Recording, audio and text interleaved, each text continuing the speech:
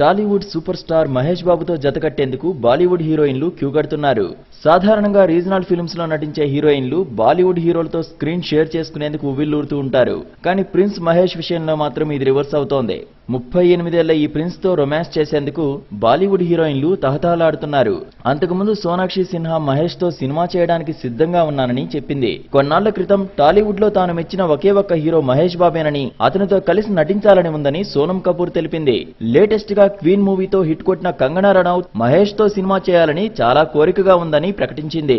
బాలీవుడ్ హీరోయిన్లతో నటించడం మహేష్ కు కొత్తేమీ కాదు. ప్రీతి జింతా, లీసా రే, బిపాషా బసు, అమీషా పటేల్, అమృతారావు, తాజాగా కృతి సనన్ ఇలా చాలా మంది ఉత్తరాది భామలతో మహేష్ ఆడిపాడాడు.